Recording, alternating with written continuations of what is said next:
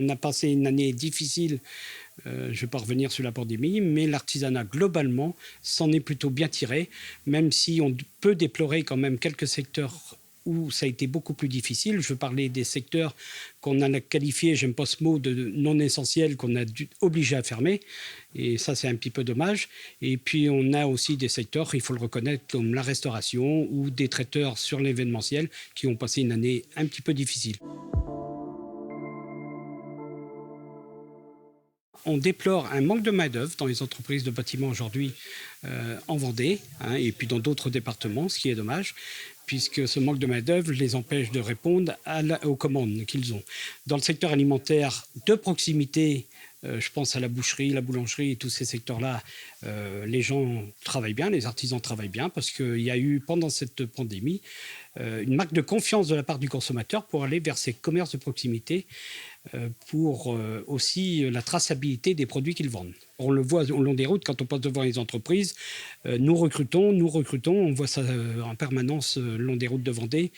aux façades des entreprises, et le secteur alimentaire n'échappe pas à ça, d'autant plus qu'on a une saison qui arrive et on a un manque criant de main-d'œuvre pour ces artisans de l'alimentaire sur la saison estivale. Nos centres de formation d'apprentissage qui fonctionnent bien. On a eu une très bonne rentrée en apprentissage en 2020, je dis bien, en septembre 2020, puisqu'on a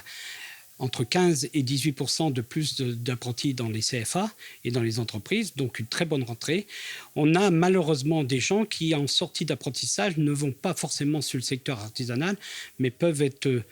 aspirés, si j'ose dire, par l'industrie, et en particulier l'agroalimentaire dans notre département qui est très fort.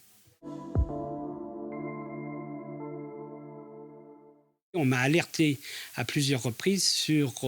l'augmentation de la matière première en termes de coûts, mais aussi sur le manque de cette matière, sur le bois, sur la ferraille, l'aluminium, qui commence à poser de réels problèmes sur le département et dans notre pays. Et il faudra sans doute prendre des mesures au niveau gouvernemental pour qu'on puisse répondre à cette matière, à l'abondement de la matière première pour les entreprises qui en ont besoin. Sur des marchés qui ont été négociés il y a quelques mois,